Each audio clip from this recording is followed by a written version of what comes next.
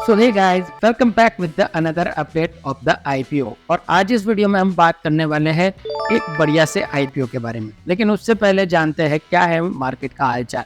RBI के नए नियम के असर एसबीआई समेत पीयूसी बैंकों के शेयर पर भी पड़ा है।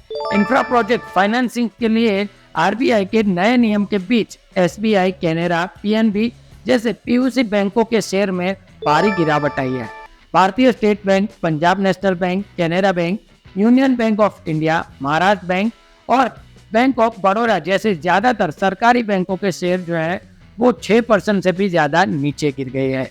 जी हाँ दोस्तों, क्या था ये आरबीआई का रूल? उसकी अगर मैं बात करूं तो भारतीय रिजर्व बैंक ने क्रियान्वित हो रहे प्रोजेक्ट्स को ऋण देने के संबंधित नियमों को सख्त बनाने का प्रस्ताव रखा।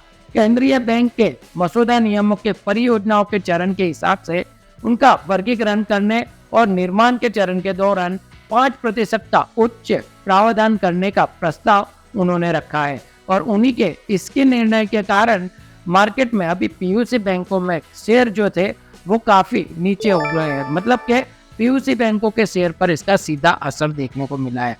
अब दोस्तों, असर इलेक्शन का भी हो सकता है क्योंकि माहौल ही ऐसा बन रहा है। लेकिन इसी माहौल में आपके लिए तो बन रहा है मौका। यहाँ दोस्तों, 8 तारीख को ओपन हो रहे हैं एक साथ 3 आईपीओ, 7 तारीख को भी 2 आईपीओ ओपन हो रहे हैं।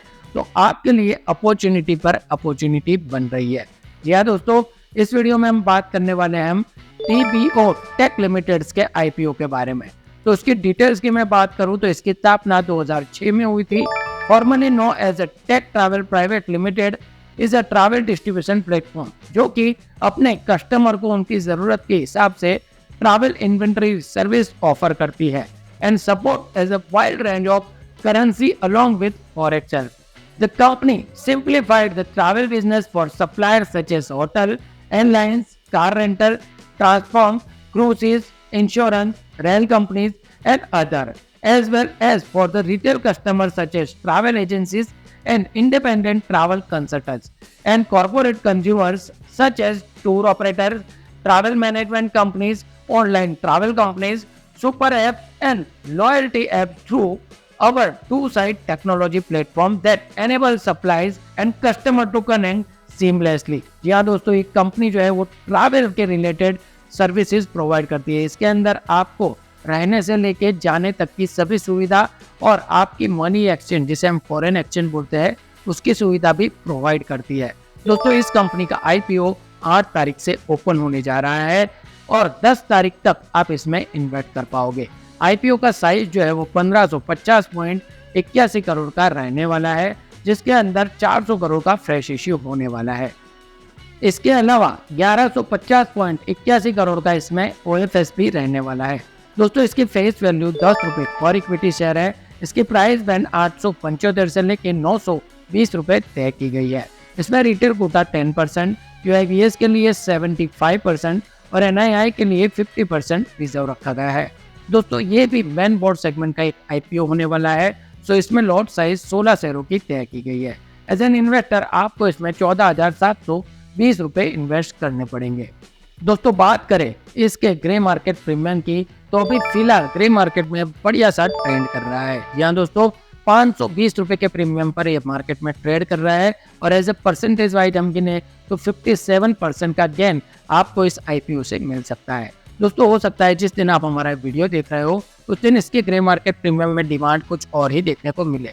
ये डे बाय डे अपडेट भी होता रहता है और वो अगर आपको चेक करना है तो उसकी लिंक मैंने आपको डिस्क्रिप्शन में दे दी है। वहाँ पे जाके आप इस कंपनी का latest GMP day by day check कर सकते हो। बात करें इसके अलॉटमेंट और लिस्टिंग की तो 13 मई को इसका अलॉटमेंट मिल सकता है। वही 15 मई को आईपीओ मार्केट में लिस्ट भी हो सकता है। दोस्तों, आप आपका अलॉटमेंट जो है वो कैफिन टेक्नोलॉजीज लिमिटेड की ऑफिशियल साइट पे जाके चेक कर सकते हो क्योंकि वो इस कंपनी का रजिस्ट्रार है। दोस्तों, बात करें इसकी आईपीओ की वैल्यूएशन पर तो इसका अर्निंग पर शेयर जो है वो 14.21 पर इक्विटी शेयर है।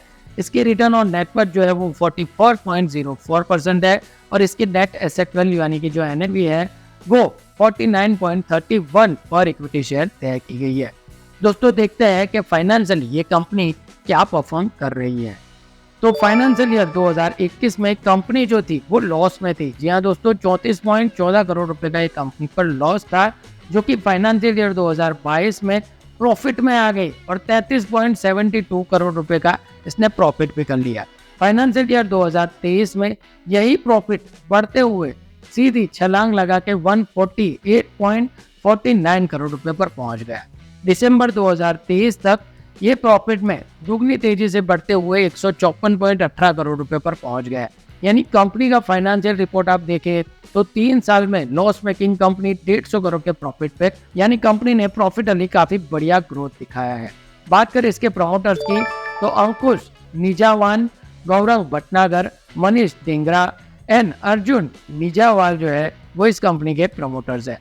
इसके लीड मैनेजर और मर्चेंट बैंकर्स पर नजर डाले तो axis capital limited, जेफरिन India private limited, Goldman such India security private limited and JM financial limited जो है वो इस कंपनी के प्रमोटर्स है। यह दोस्तों कंपनी काफी बढ़िया है। फाइनेंशियल रिपोर्ट हमने देखा काफी बढ़िया है, इसने अपने प्रॉफिट में भी छलांग लगा दी है।